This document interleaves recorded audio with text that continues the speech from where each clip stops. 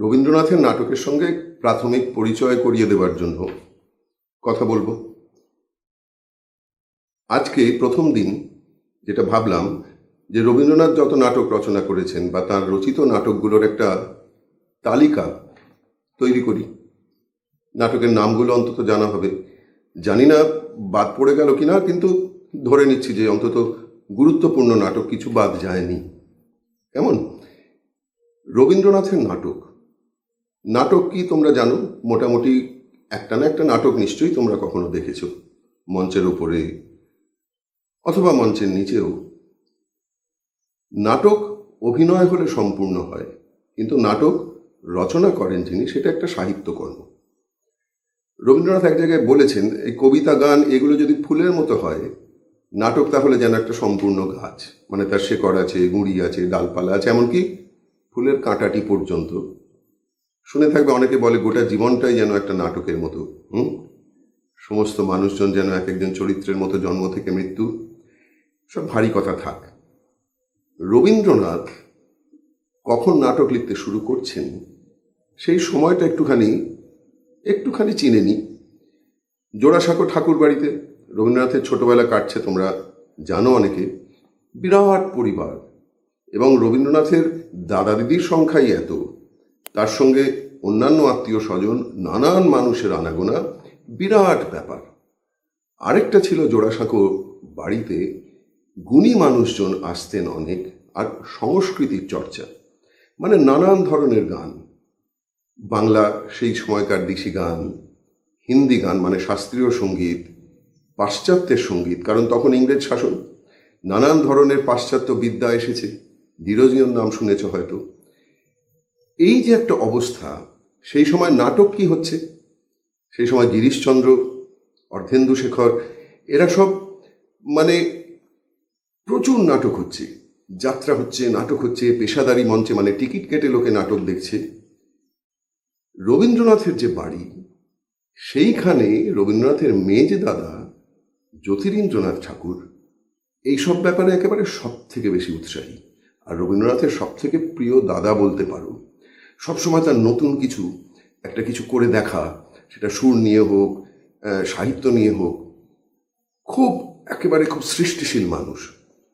আর রবীন্দ্রনাথ যেহেতু ওদের থেকে অনেক ছোট, একা একা থাকতে থাকতে সমবয়সী যারা দু একজন রয়েছেন তাদের সঙ্গে স্কুল যাবার সময় হচ্ছে না, নানান ধরনের অভিজ্ঞতা, সেইগুলো ছেলেবেলা যদি পড়ো বা জীবন স্মৃতি যদি পড়ো, একটা ধারণা হবে। 12 বছর বয়সে তার ঠিক আগে পৈতে হয়েছে। তোমাদের যদি পৈতে হওয়ার অভিজ্ঞতা কারোর থাকে, বা বন্ধুদের যদি শুনে থাকো, সেই অন্ধকার ঘরে মানে আলো না দেখে থাকতে হয়, এইসব ব্যাপার আছে। আর এমনিতে একা একা থাকতেন খুব। 12 বছর বয়সে প্রথম রবীন্দ্রনাথ একটা সুযোগ পেলেন বাবার সঙ্গে বেড়াতে বেরোনোর। হিমালয়ে যেতেন দেবেন্দ্রনাথ ঠাকুর, অনেকটা সময় বছরের কাটাতেন, মাঝে মাঝেই যেতেন ধ্যান করতে। যাবার সময় এলেন শান্তিনিকেতনে। তার আগে দেবেন্দ্রনাথ শান্তিনিকেতনের এই জমি নিয়েছেন, একটা উপাসনার জায়গা তৈরি করেছেন। রবীন্দ্রনাথ ওই শহরের ওই বিরাট বাড়ি থেকে এসে শান্তিনিকেতনে একেবারে একটা অন্যরকম মুক্তির স্বাদ পেলেন। আর সেই সময় ভাবো, মাত্র 12 বছর বয়সে একটা নাটক লিখে ফেললেন। মানে ধরো ক্লাস 6 এইরকম।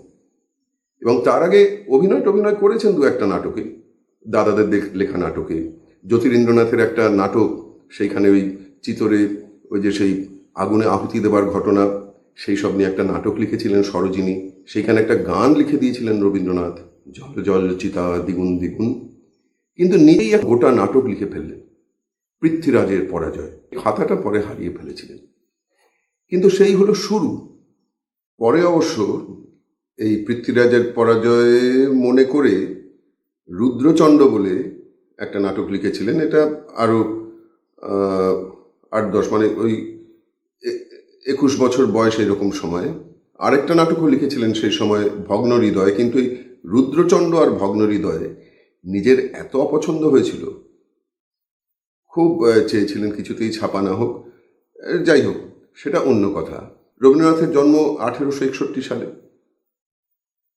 1881 সালে যখন মাত্র 20 বছর বয়স, এর মধ্যে একবার বিলেত ঘুরে এসেছেন, ইংল্যান্ডে গেছিলেন লেখাপড়া করতে।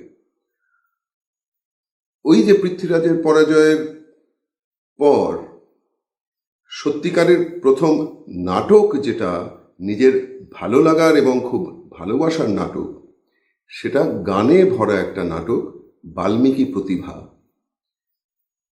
জোড়াসাঁকো বাড়িতে তো নানান ধরনের চর্চা চলতো, নানান ধরনের শাস্ত্রীয় সঙ্গীত, নানান ধরনের ওই যে বিলিতি গান, আইরিশ মেলোডিজ বলে এক ধরনের বিশেষ আয়ারল্যান্ডের লোকগীতি।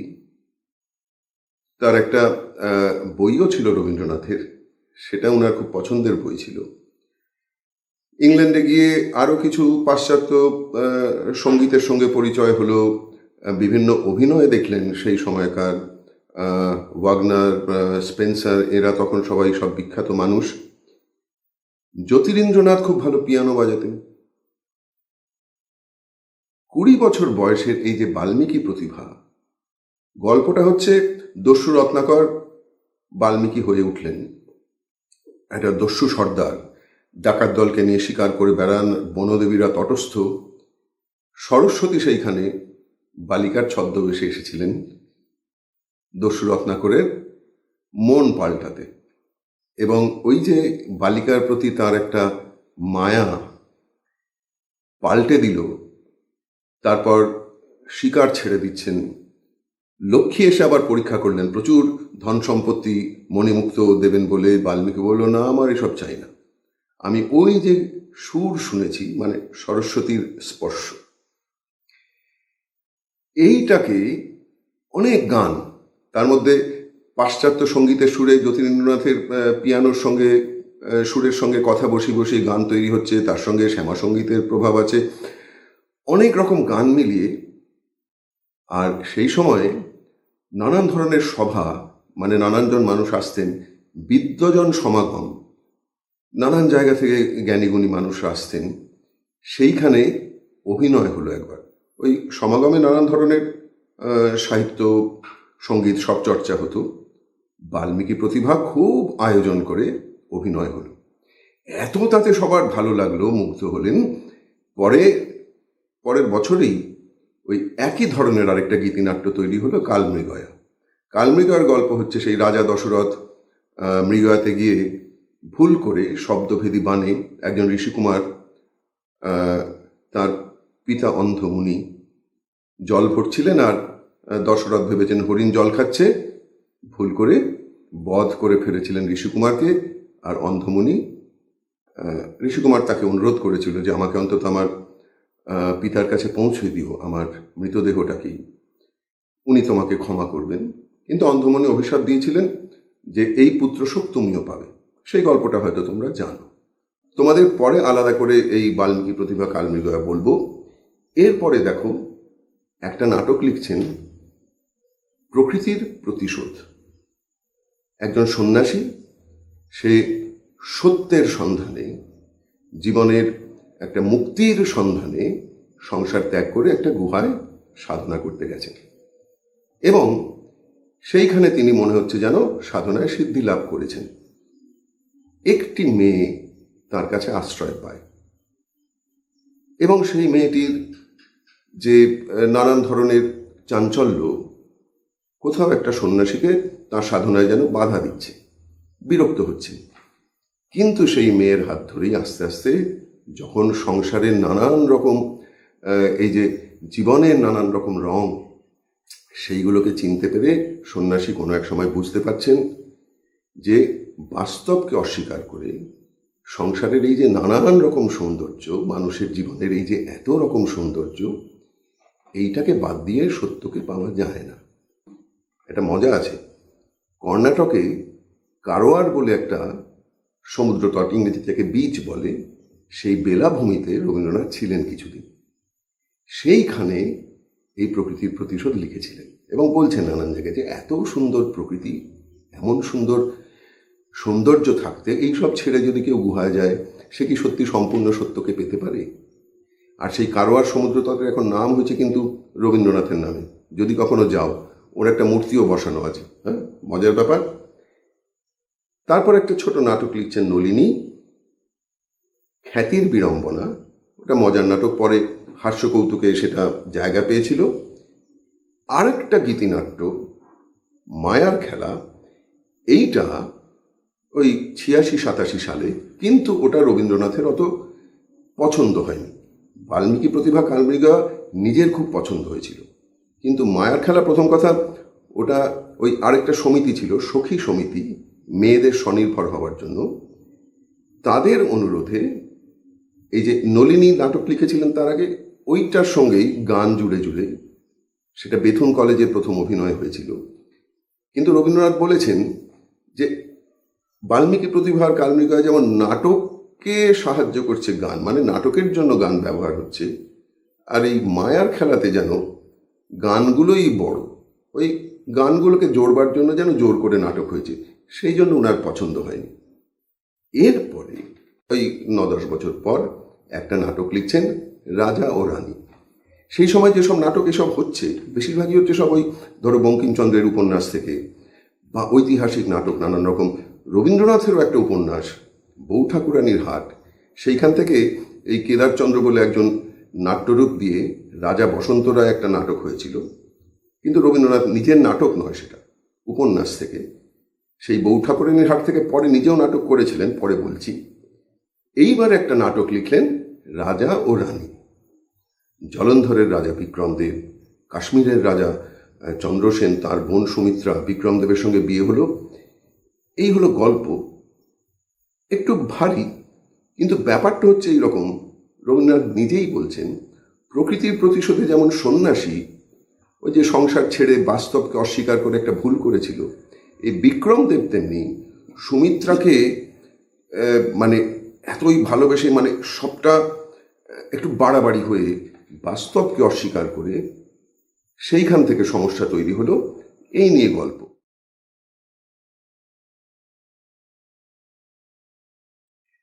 বিসর্জনের মূল গল্পটা ত্রিপুরার রাজ পরিবার থেকে পাওয়া।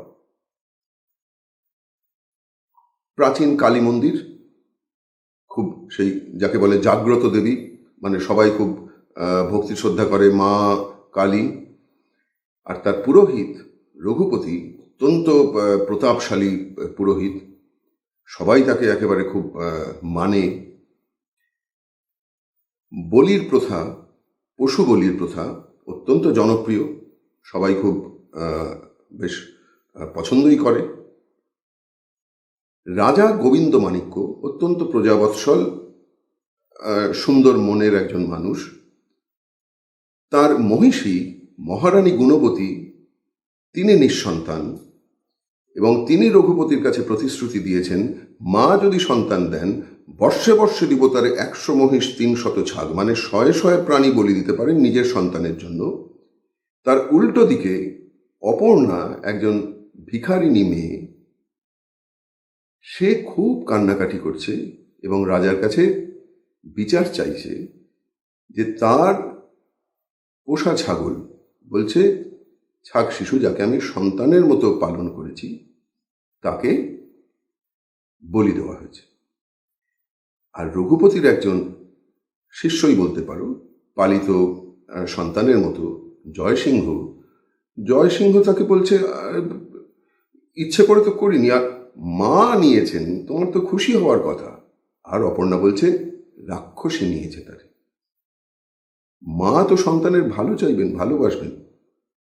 এই যে রক্তপাতটা কি সত্যি সত্যি মায়ের পূজার অর্ঘ্য হতে পারে, এই প্রশ্নটা গোবিন্দ মাণিক্যকে এমন আঘাত করল, উনি বলির প্রথা বন্ধ করে দিলেন।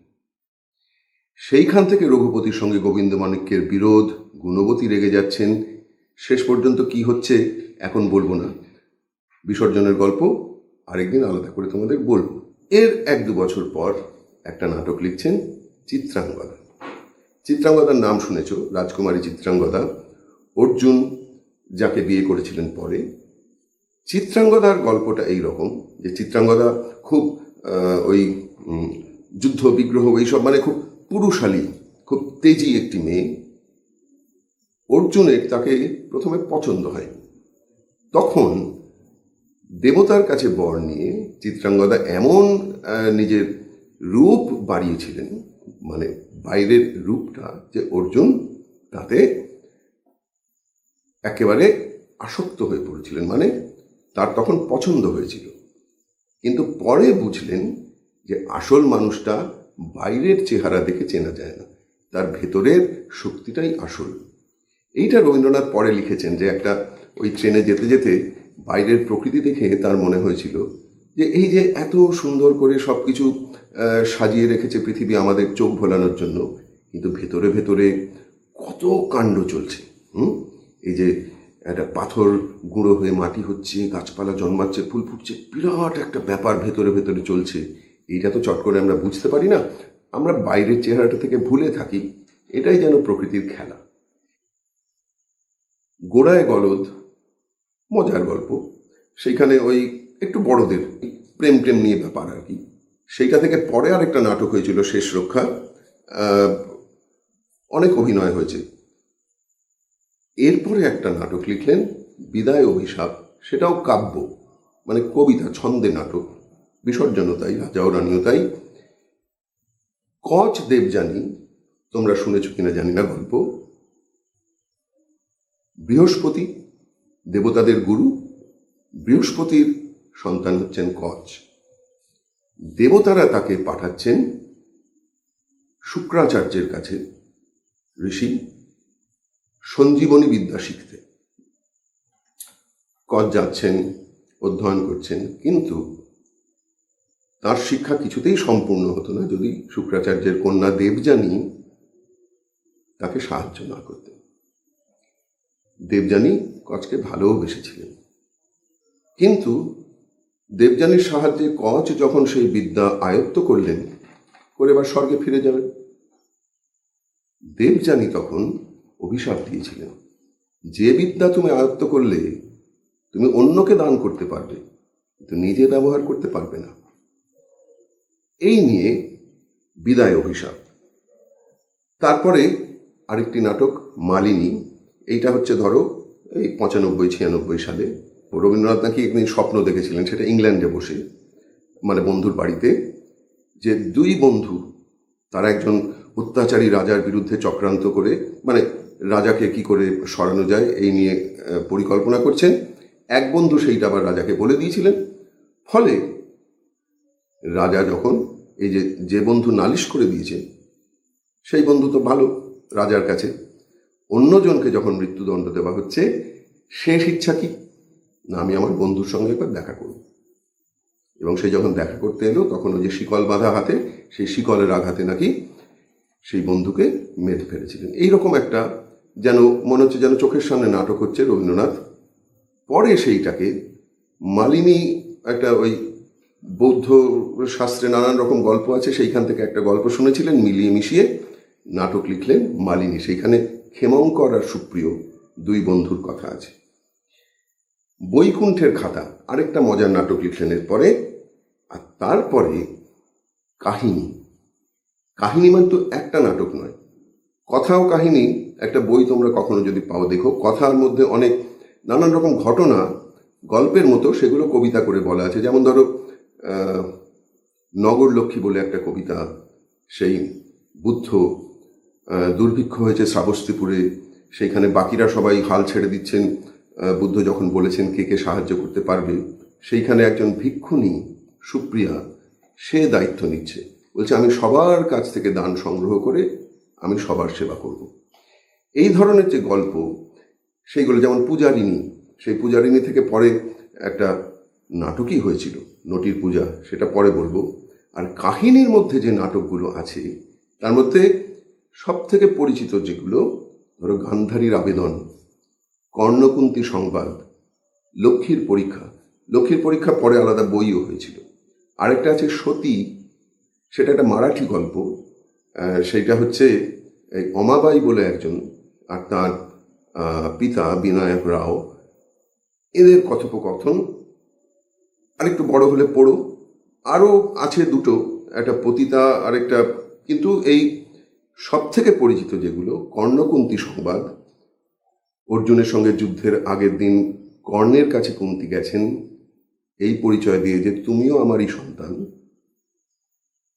এইবার দুজনের মধ্যে কথোপকথন, গান্ধারীর আবেদন, যে গান্ধারী কষ্ট পাচ্ছেন যে ছেলেরা দ্রৌপদীকে এইরকম অপমান করেছেন, এই নিয়ে কাহিনীর পর তারপরে ওই 1907 এইরকম সময় হাস্যকৌতুক, ব্যঙ্গকৌতুক।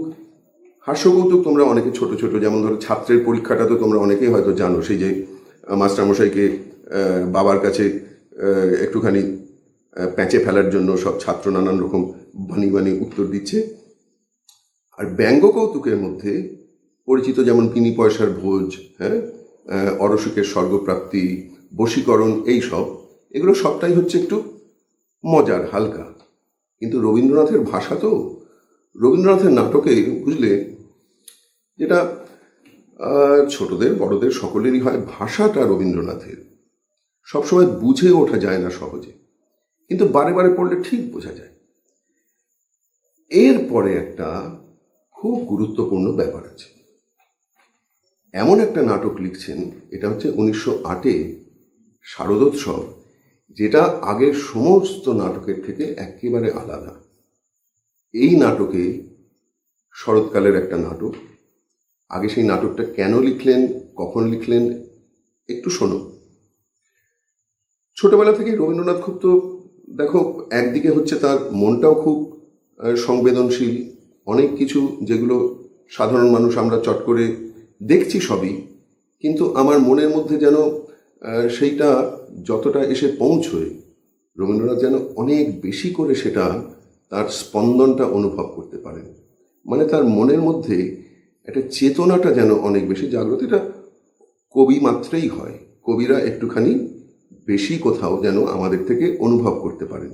আর তার সঙ্গে রবীন্দ্রনাথ যেন ছোটবেলা থেকে বাড়িতে কুস্তি চর্চা এইসব ছিল, শরীরটাও খুব মজবুত। ফলে এই দুইয়ে মিলে রবীন্দ্রনাথের নাটকের ব্যাপারে খুব একটা উৎসাহ ছিল। এবারে 1901 সালে শান্তিনিকেতনে আশ্রম বিদ্যালয় প্রতিষ্ঠা করেছেন। এবার সেইখানে তো রবীন্দ্রনাথ ভীষণ মনে করতেন যে ছেলেমেয়েরা আনন্দে বড় হবে, সব কিছু জানবে, প্রকৃতিকে চিনবে, তার একটা খুব বড় অঙ্গ হবে গান যেমন, ছবি আঁকা যেমন, নাটক। কারণ নাটকের মধ্যে সব কিছু আছে। শরীরের একটা ছন্দের চর্চা হয়, কথা বলার হয়, সুরের হয়, ছবির হয়, মঞ্চসজ্জা, মানে খুব একটা পরিপূর্ণভাবে মানুষকে বড় হতে সাহায্য করে। ফলে আশ্রমে নাট্যচর্চা শুরু হয়েছে, বিসর্জন অভিনয় হয়েছে, হাস্যকৌতুকের নাটকগুলো অভিনয় হয়েছে। এইবারে 1907 সালে, তার আগে রবীন্দ্রনাথ চাইছেন প্রকৃতির সঙ্গে ছেলেরা অনেক পরিচিত হোক। ঋতু উৎসবের একটা প্রচলন, রবীন্দ্রনাথের ছোট ছেলে সোমেন্দ্রনাথ, তারও তখন ওই রকম 11-12 বছর বয়স। সোমেন্দ্রনাথ একটা ঋতু উৎসব করলেন, সেখানে বিভিন্ন ছেলেরা সব ঋতু সেজে যেন ঋতুদের প্রতিনিধি হয়ে, তার সঙ্গে শাস্ত্রীয় সঙ্গীত হলো, কবিতা পাঠ হলো, ভারী সুন্দর। কিন্তু রবীন্দ্রনাথ তখন ছিলেন না, শিলাইদহ হয়েছিলেন, কিন্তু খুব খুশি হয়েছে। সোমেন্দ্রনাথ মারা যান। অতটুকু ছেলে এই ঋতু উৎসব করার কি উৎসাহ দেখো। মুঙ্গেরে, বিহারের মুঙ্গেরে বন্ধুর বাড়িতে বেড়াতে গেছিলেন, সেইখানে কলেরা হয়ে মারা যান। কি দুঃখ রবীন্দ্রনাথের। কিন্তু এত বড় মাপের মানুষ তো, বলছেন যে কি হবে দুঃখ করে, গোটা বিশ্ব সংসারে কিছু তো কম পড়েনি। যেভাবে সূর্য উঠছিল উঠছে, চাঁদ উঠছে, আকাশ বাতাস, কোথাও কিচ্ছু কম পড়েনি। আমার দুঃখ দিয়ে আমি কেন সেগুলোকে আড়াল করব? এভাবে ভাবা খুব কঠিন। 1908-এ আশ্রমের সব ছেলেরা যখন রবীন্দ্রনাথকে ধরেছেন যে এবার একটা নাটক করব, নতুন একটা নাটক লিখে দিই, মানে তার আগে বিসর্জন হয়েছে, হাস্যকৌতুক হয়েছে, এবার ঋতু উৎসবের, এই যে শরৎকালে পুজোর ছুটিতে ছেলেরা বাড়ি যাবে, তার আগে একটা নাটক হবে। রাত জেগে এক রাতে লিখেছিলেন রবীন্দ্রনাথ শারদোৎসব নাটক। সেইখানে বিশ্ব প্রকৃতি যেন একটা চরিত্র। ছোট ছেলে মেয়েদের নিয়ে ঠাকুরদা খেলা করছেন, বেড়াচ্ছেন, ঘুরছেন।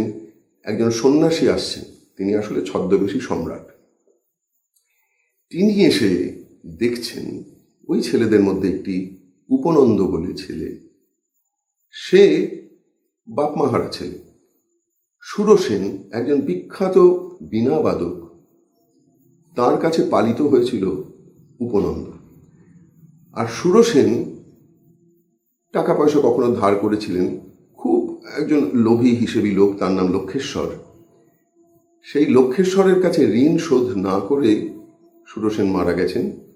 উপনন্দ নিজে গুরুর যাতে অসম্মান না হয়, নিজে থেকে সেই ঋণ স্বীকার করে ওই পুঁথি লেখা, তখন তো এই যেমন এখন তোমাদের জেরক্স হয়, সেই সময় তো ওইসব ছিল না, একটা পুঁথি থেকে আরেকটা পুঁথি দেখে দেখে লিখতে হতো, পুঁথি নকল করা। এই হাতের লেখা খুব সুন্দর করে শিখিয়েছিলেন সুরসেন, সেই পুঁথি নকল করে এই ঋণ শোধ করছে লক্ষেশ্বরের। আর দেখে এই যে ছদ্মবেশী যে সন্ন্যাসী সম্রাট ঠাকুরদাকে দেখে, ছেলে মেয়েদের আনন্দ দেখে উপলব্ধি করছেন এই পরিশ্রমটা আসলে হচ্ছে মানুষের দায়িত্ব। এই যে বিশ্ব প্রকৃতি এত সুন্দর, সে এত সৌন্দর্য আমাদের জন্য কেন দিয়েছে? আমরা যাতে সেই সৌন্দর্যের ঋণ শোধ করতে পারি। শারদোৎসব নিয়ে পরে আরেকদিন বড় করে বলবো, কিন্তু এই নাটকটা একেবারে একটা অন্য রকমের নাটক হয়ে এলো। এবং তারপরে একটা ছোটদের পছন্দের নাটক লিখলেন মুকুট, সেটাও ত্রিপুরার রাজবাড়ির ঘটনা। এই ছোট ছেলে ভীষণ হিংসুটে ছিল, রাজধর। মেজ ছেলে ইন্দ্রমাণিক্য খুব ওস্তাদ তীরন্দাজ বা ভালো পারদর্শী যোদ্ধা। আবার বড় ভাই যে, সে আবার একটু ভালো মানুষ। এবারে মেজ ভাইকে হিংসে করে ছোট ভাই। এই সব নিয়ে তারপরে কিভাবে যুদ্ধ হচ্ছে, আর তাদের যে অস্ত্র শিক্ষার গুরু ঈশা খাঁ, সেটা একটা ছোটদের, কিন্তু সেখানে কোনো মেয়েরা নেই, শুধু ছেলেদের নাটক। আরেকটা নাটক লিখলেন তারপরেই, সেটা হলো প্রায়শ্চিত্ত। ওই যে বলেছিলাম বউ ঠাকুরানীর হাট একটা উপন্যাস, সেইটার নাট্যরূপ দিলেন। তবে নাটকের নাম রাখেননি প্রায়শ্চিত্ত, প্রথমে রেখেছিলেন একটি ঐতিহাসিক নাটক। কলকাতায় অভিনয় হয়েছিল। সেইখানে ওই অত্যাচারী রাজা আর তার খুব নরম মনের ছেলে যে প্রজাদের ভালোবাসে, এই নিয়ে পরে কখনো গল্পটা বলবো। পরে আবার প্রায়শ্চিত্ত থেকে আবার আরেকটু সহজ করে করেছিলেন পরিত্রাণ। কিন্তু ব্যাপারটা প্রজাদের মধ্যে যে একটা কোথাও অত্যাচারিত হতে হতে সেইখানে তাদের যে মনের ব্যথাটা কিভাবে প্রকাশ করবে, ভারী সুন্দর একজন বৈরাগী আছেন, ধনঞ্জয় বৈরাগী, সুন্দর সুন্দর সব গান আছে। মুকুট আর প্রায়শ্চিত্তের পরের যে নাটক, সেইটা হলো রাজা। এই রাজা নাটকটা হচ্ছে 1910। এই রাজা নাটকটাও একেবারে অন্যরকম একটা নাটক, যেখানে রাজা যে কে সেটা স্পষ্ট করে বোঝা যাচ্ছে না, কারণ রাজাকে দেখা যায় না, রাজাকে কেউ কখনো দেখেনি, তিনি দেখার দেয়ও না। রানী সুদর্শনা রাজাকে চোখে দেখতে চান, আর রাজা বলছে অন্ধকারে আমি নিজের মতো কল্পনা করে নাও, বাইরে দেখতে গেলে চোখের দেখায় ভুল দেখতে পারো। এবং শেষ অবধি সুদর্শনা ওই যে সেই চিত্রাঙ্গদায় যে কথাটা বলছেন রবীন্দ্রনাথ, ওই বাইরের দেখাতে, বাইরের রূপে ভুললে আসল মানুষটাকে চিনে নিতে কোথাও অসুবিধা হয়, যার জন্য অনেক ভুল করে, অনেক লজ্জা অপমানের মধ্যে দিয়ে সুদর্শনার সেই উপলব্ধি হচ্ছে। কিন্তু এটা একেবারে অন্যরকম নাটক। এবং তারপরেই 1911 থেকে 15 তিনটে নাটক, অচলায়তন, ডাকঘর আর ফাল্গুনী। এই জন্য একসঙ্গে বললাম, রবীন্দ্রনাথের পরে আত্মপরিচয় বলে একটা প্রবন্ধ আছে, নিজের কথা যেখানে বলছেন, সেইখানে বলছেন শারদোৎসব থেকে ফাল্গুনী পর্যন্ত যতগুলি নাটক রচনা করেছি, সবগুলোর ভিতরকার ধোঁয়াটি, মানে ভেতরকার যে অন্তর্নিহিত সুর, সেটা একই রকম। কি সেই সুর? ছোট থেকে বড়র দিকে যাওয়া। আমি যখন শুধু আমার নিজের কথা ভাবি, তখন আমি খুব ছোট, আর আমি যখন ভাবি গোটা বিশ্বটাই তো আমার জন্য, তাই আমারও দায়িত্ব গোটা বিশ্বটাকে সুন্দর করা, তখন আমি বড় হই। এই বোধটা ভেতরে ভেতরে মানুষের, সব মানুষের মধ্যেই কাজ করে। কেউ যার জন্য দেখবে একা খুশি থাকে না, বন্ধুদের সঙ্গে মিশতে চায়, তাই না? কারণ হচ্ছে, এই যেমন নদী যখন সমুদ্রে গিয়ে পড়ে, নদীকে ফুরিয়ে যায় না তো, নদী ক্রমশ যেন একটা বিরাটের মধ্যে গিয়ে বড় হতে থাকে। এই যে ছোট থেকে বড়র দিকে যাওয়া, এই মূল সুরটা, এই যে শারদোৎসবের পর রাজা উপনন্দ যেমন বড় হয়ে উঠছে, রাজাতে সুদর্শনা যেমন বড় হয়ে উঠছে, অচলায়তন, ডাকঘর আর ফাল্গুনী অন্যরকমভাবে। অচলায়তন হচ্ছে একটা প্রতিষ্ঠান, ভীষণ নিয়মে বাঁধা। সেইখানে পঞ্চক বলে একটি ছোট ছেলে, সে পালিয়ে পালিয়ে বাইরেটা দেখতে যায়। সেইখানে সোনপাংশু, তারা খুব পরিশ্রমী মানুষ, দর্ভক, তারা খুব ভক্ত মানুষ, তাদের সঙ্গে মেশে নিয়মের বাইরে, কিন্তু জীবনটাকে, ওই বড়টাকে চিনতে চায়। আর সেইখানে দাদা ঠাকুর বলে একজন আছেন, যিনি কিন্তু আসলে এই অচলায়তনের গুরু, কেউ জানে না। তিনি দর্ভকদের কাছে গোসাই। সে একটা ভারী মজার, খুব সুন্দর একটা, পরে আরেকদিন বলবো। ডাকঘর তো তোমরা অনেকে শুনেছ। অমল শরীর খারাপ, ঘরে আটকে রয়েছে, কবিরাজ বেরোতে বারণ করেছে, কিন্তু তার ইচ্ছে সে সমস্ত পৃথিবীটাকে দেখবে। তার পিসমশাই বলেছে, তুমি বই পড়ে পণ্ডিত হবে। না না, আমি পণ্ডিত হব না, কিছুতেই পণ্ডিত হব না, আমি শুধু দেখব। যার জন্য যেই যা জানলার বাইরে দিয়ে ডেকে কথা বলে, দইওলাকে বলে, কি সুন্দর তুমি হাঁকতে হাঁকতে যাও, প্রহরীকে বলে, কি সুন্দর তুমি ঘন্টা বাজিয়ে দাও। আর তারপরে ডাকঘর করা হবার খুব ইচ্ছে, কারণ ওই যে ঘরে ঘরে চিঠি বিলি করবে, রাজার চিঠি, সেই রাজাটিকে, সেই কথাও পরে আরেকদিন বলবো। আর তারপরে ফাল্গুনী। ফাল্গুনীতে যৌবনের দল বেরিয়ে পড়েছে বুড়োকে ধরতে। সেই বুড়োটা আসলে কে, সেইটা হচ্ছে জানতে হবে।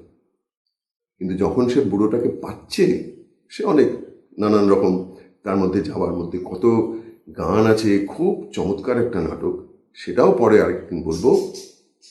দেখা যাচ্ছে যে বুড়ো পেছন থেকে দেখতে বুড়ো, সামনে থেকে সে তো ছোট্ট ছেলে। মানে হচ্ছে শেষ নেই, বুড়ো হয়ে গেলেই শেষ হয় না, আবার তো নতুন করে প্রাণের প্রবাহ চলতেই থাকে। একটু ভারী কথাটা, কিন্তু ওই শুধু আমার নিজের কথা ভাবলে ছোট হয়ে থাকতে হয়, এই সব নাটকগুলোর মধ্যে এই কথাটা রইল। এরপরে এই 1918, 20, 21 এই সময়টাতে রবীন্দ্রনাথ নতুন নাটক কিছুই লিখছেন না। গুরু, অরূপরতন আর ঋণ শোধ, এই তিনটে নাটক। গুরু হচ্ছে অচলায়তনটাকে একটু সহজ করে, ছেলেদের অভিনয় করতে সুবিধা হবে বলে। অরূপরতনটা রাজা থেকে সহজ করে, আর ঋণ শোধটা শারদোৎসব থেকে সহজ, মানে একটু ছোট করে, একটু একটু দৃশ্য কমিয়ে ইত্যাদি। তোমরা নিশ্চয়ই শঙ্খ ঘোষের নাম শুনেছ, খুব বিখ্যাত কবি, কিছুদিন আগে মারা গেলেন। রবীন্দ্রনাথকে ভীষণ ভালোবাসতেন, রবীন্দ্রনাথের সাহিত্য নিয়ে এত চমৎকার চর্চা করেছেন। শঙ্খ ঘোষ এটা দেখিয়ে দিয়েছিলেন যে এই সময়টাতে এই বিশ্বভারতী প্রতিষ্ঠা হচ্ছে। বিশ্বভারতী মানে শান্তিনিকেতনের যে বিশ্ববিদ্যালয়, তারপর শ্রীনিকেতন হবে, এই নিয়ে সব ভয়ানক ব্যস্ত, সেই জন্য হতে পারে। কিন্তু এই সময় নতুন নাটক হচ্ছে না। কিন্তু তারপরেই যেটা শঙ্খ ঘোষ বলেছেন, ওই 1921 নাগাদ পরপর তিনটে নাটক, মুক্তধারা, রক্তকরবী আর রথের রশি। রক্তকরবী, রথের রশি ছাপা হয়েছে অনেক পরে, কিন্তু মুক্তধারা, রক্তকরবী আর রথের রশি, এই তিনটেকে শঙ্খ ঘোষ একসঙ্গে দেখতে বলছেন এই জন্যে যে তিনটের মধ্যেই একটা, একদম তিনটে তিন রকম নাটক। মুক্তধারাতে একজন অত্যাচারী রাজা, সে তার যন্ত্রবিদকে দিয়ে একটা বাঁধ তৈরি করেছে নদীর উপরে। কেন না, নদীর জলটা নিজের ইচ্ছে মতো নিয়ন্ত্রণ করবে, প্রজাদের কতটা জল দেবেন, কখন দেবেন নিজে ঠিক করবে, তাহলে প্রজারা বাধ্য হবে। আর যুবরাজ বলছে এ খুব অন্যায়, প্রজাদের ভালোবেসে তাদের ভালো মন্দ দেখাটা রাজার কথা, অত্যাচার করা নয়। আর সেইখানেও আবার ওই প্রায়শ্চিত্ত নাটকে যেমন ধনঞ্জয় বৈরাগী, এখানেও ধনঞ্জয় বৈরাগী আছে। আর দু জায়গার মানুষের মধ্যে এই রাজা যেখানে থাকে রাজধানী সেই জায়গাটা উত্তরকূট, আর যেখানকার প্রজাদের উপর খুব রাগ সেটা হচ্ছে শিবতরাই। এদের নানান রকম ঝগড়াঝাঁটি, এই আমাদের এখন যেমন দেখবে দুটো দেশে খুব ঝগড়াঝাঁটি হয়, ওরা খারাপ, হ্যাঁ ওদের পোশাক খারাপ, ওদের খাওয়া খারাপ। আসলে তো সব মানুষ এক। সেইটা ভারী সুন্দর করে রয়েছে মুক্তধারা, ওটাও আলাদা করে তোমাদের আরেকদিন বলবো, খুব ভালো লাগবে গল্পটা। রক্তকরবী কি? রক্তকরবীতেও মানুষ কোথাও অমানুষ হয়ে যাচ্ছে। সেখানে কোনো একজন রাজা আছে, কিন্তু সেই রাজা থাকে জালের আড়ালে, তাকে স্পষ্ট দেখা যায় না। সেই জালের আড়ালে যেন একটা ব্যবস্থা, সে মানুষকে খালি শোষণ করে, আর মানুষ ক্রমশ যন্ত্রের মতো হয়ে যায়, খালি কাজ করে যায় সে। আর এই যে আলো বাতাস দেখে, আকাশ দেখে খুশি হতে ভুলে যায়। একজন মেয়ে, নন্দিনী তার নাম, সে এই সমস্ত কিছুকে ভেঙে চুরে আবার প্রাণের প্রতি ভালোবাসা জাগিয়ে তুলবে। এই হচ্ছে রক্তকরবী, বলবো আরেকদিন আলাদা করে। আর রথের রশি, রথের রশি বলে এই যে কালের রথ চলেছে, মানে সময় যে এগিয়ে চলেছে, সেই কালের রথযাত্রায় আর রথ চলছে না। একটা সময় পুরোহিতদের হাতে চলেছে, একটা সময় ক্ষত্রিয়দের হাতে চলেছে, একটা সময় বৈশ্যদের হাতে, মানে যারা ব্যবসায়ী তাদের হাতে চলেছে, আর চলছে না। কি করে চলবে? না, ওই যে শূদ্র যারা এতদিন ধরে অবহেলিত, অত্যাচারিত, যারা পরিশ্রমী মানুষ, তাদের হাতে চলবে। এই তিনটে নাটকের মধ্যে মিলটা কোথায়? মিলটা হচ্ছে কোনো একটা যদি বেশি বড় হয়ে যায়, সামঞ্জস্য থাকে না, ইংরেজিতে তাকে বলে ব্যালেন্স নষ্ট হয়ে গেলে গোটা বিশ্ব প্রকৃতি তখন একটা গোলমালের মধ্যে পড়ে। মানুষ তো পড়েই, এখন যেমন একটা হচ্ছে অবস্থা, সব মিলিয়ে কিরকম একটা, সবাই ঘরে বন্দি, কি ভাইরাস, কেন, তার জন্য মানুষের দায় সব থেকে বেশি। মুক্তধারা সে বলে ওই এক জাতির মানুষ অন্য জাতিকে যদি হিংসা করে, সামঞ্জস্য নষ্ট হয়। রক্তকরবী বলে মানুষের এই যে আরো ধন, রক্তকরবীর রাজা আসলে একটা সোনার খনির, সেখানকার সব শ্রমিকদের কাজে লাগায়। সেইখানে যদি অল্প সংখ্যক মানুষের হাতে অনেক ধন বাড়তে থাকে আর বহু মানুষ যদি সেখানে শোষিত হতে থাকে, সামঞ্জস্য নষ্ট হয়। রথের রশি বলে যে সব মানুষের যদি একটা সমতা কোথাও না থাকে, তাহলেও সামঞ্জস্য নষ্ট হয়। কবি আসেন, কবি এসে রথের রশিতে বলে ছন্দটাই হচ্ছে আসল, গায়ের জোরে রথ চলবে না, ছন্দের জোরে চলবে, ওই সামঞ্জস্য। এই তিনটে নাটক নিয়ে পরে তো আলাদা করে বলবই, একটু কঠিন লাগছে হয়তো। আর কটা নাটকের কথা বলেনি। এরপরে গৃহপ্রবেশ নাটক 1925, সেটা খুব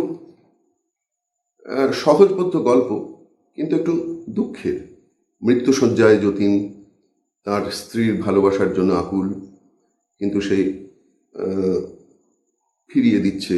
তারপরে পরপর শেষ বর্ষণ, নটরাজ, বা তার আগে বসন্ত, এগুলো ঋতু নির্ভর কিছু কিছু নাটকের মতো, যেখানে রাজা ভাল লাগছে না, আর কবি এসে প্রকৃতির পরিচয় করে দিচ্ছেন নানান রকমভাবে, সংলাপের মধ্যে দিয়ে, গানের মধ্যে দিয়ে। আচ্ছা, বসন্ত নাটকটা বলে রাখি, ওটা কিন্তু উৎসর্গ করেছিলেন রবীন্দ্রনাথ নজরুল ইসলামকে। আর কদিন পরে নজরুলের জন্মদিন কিন্তু 25-এ।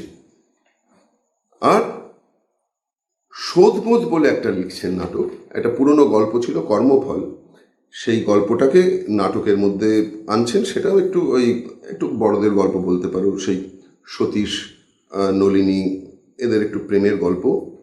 এরপর একটা খুব গুরুত্বপূর্ণ নাটক, এটা হচ্ছে 1926-27 সাল। ওই যেমন শারদোৎসব একটা মোড় ঘুরিয়ে দিয়েছিল, এইটা হচ্ছে নটির পূজা। এটা কেন মোড় বলছি, মেয়েরা তখন আশ্রমে তো করছে সব, কিন্তু কলকাতা শহরেও বলো বা এমনি ভদ্র ঘরের মেয়েরা স্টেজে লোকের সামনে গিয়ে নাটক করবে বা নাচ করবে, এইটা তখনও প্রচলিত খুব হয়নি, ওই ছেলেরাই মেয়ে সেজে করত।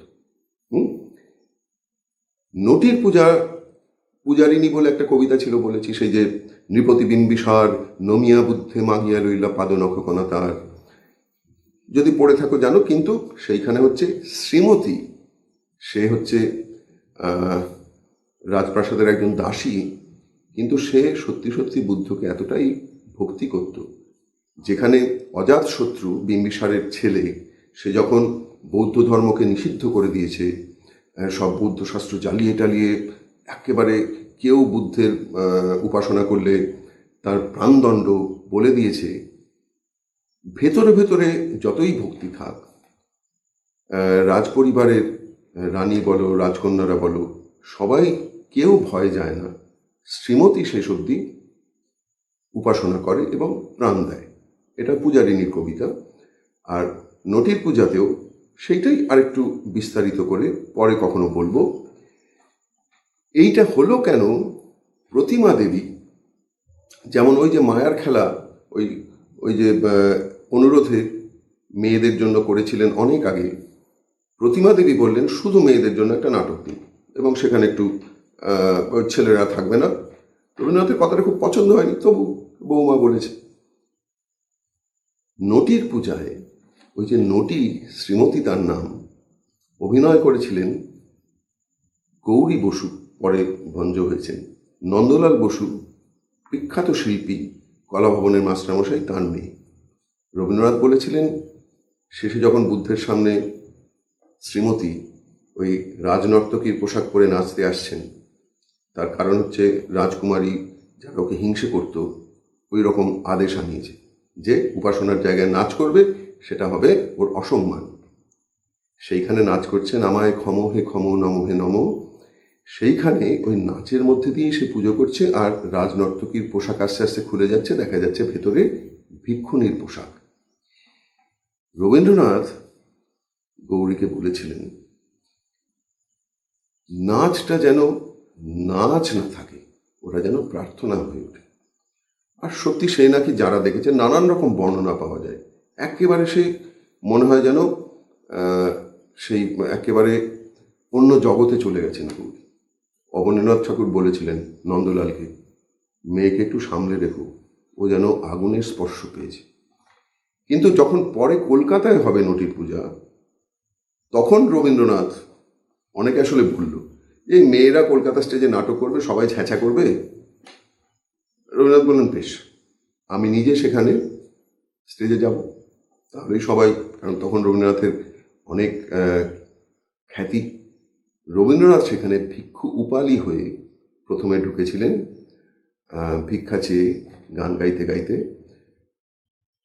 এইটা জেনে রাখা ভালো। এরপরে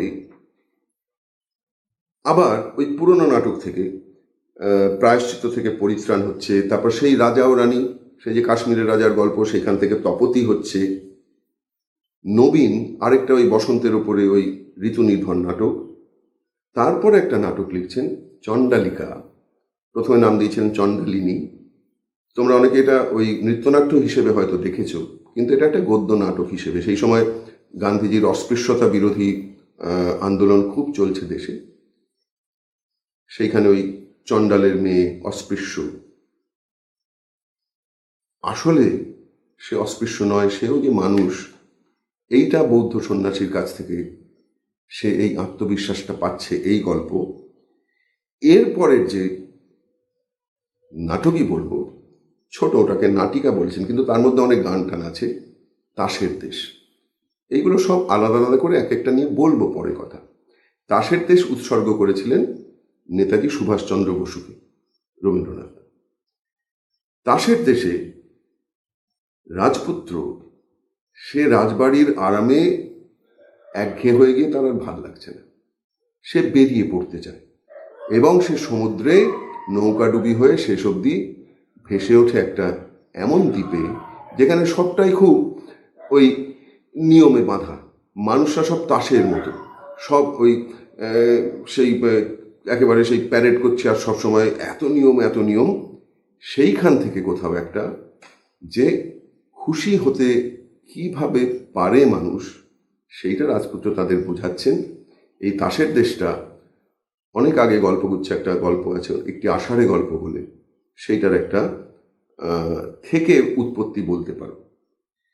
এরপরে কিন্তু একটা নাটক লিখছেন বটে বাঁশরী, অত্যন্ত আধুনিকা একজন বিদুষী মেয়ে বাঁশরী, তার সঙ্গে ক্ষিতীশ, মানে ওই একটু কে কার প্রেমে পড়ছে, ভালোবাসছে, বা সেইখান থেকে কি করে জীবনের আসল সত্যিকে চিনে নিতে পারছে, এই ধরনের একটু ভারী গল্প। তারপরে কিন্তু শেষ বয়সে ধরো এই যে এই 33, 34, 35, 36 এই যে সময়টা, এই সময়টাতে নৃত্যনাট্য, সাপমোচন, ওই যে রাজা নাটক ছিল, যে রাজাকে চোখে দেখা যায় না, ওই যে বাইরে দেখতে গেলে ভুল দেখা হয়, সেইটা সাপমোচন নাটকে অরুণেশ্বর, তাকে চোখে দেখা যায় না, তার বীণার সঙ্গে কমলিকার বিয়ে হলো, চোখে দেখতে গিয়ে ভালো লাগলো না, তারপর আস্তে আস্তে তার সত্যিকারের দেখার দৃষ্টি ফুটল, এই যে সাপমোচন, তারপরে চণ্ডালিকা বলো, চিত্রাঙ্গদা বলো, আরেকটা নৃত্যনাট্য হলো শ্যামা, পুরনো কবিতা, সেও কাহিনী নয়, পরিশোধ বলে একটি কবিতা, সেইখানে ওই রাজনর্তকী শ্যামা, সে বজ্রসেন বলে এক ভিনদেশি বাণিজ্য করতে এসেছিল একজন মানুষ, তার রূপে মুগ্ধ হয়ে তাকে বিয়ে করতে চায়, কিন্তু সেই বজ্রসেন আবার চোরের দায়ে ধরা পড়েছে, ফলে একজন বজ্রসেনকে মুক্ত করতে গেলে তার বদলে কাউকে অপরাধী হিসেবে চাই।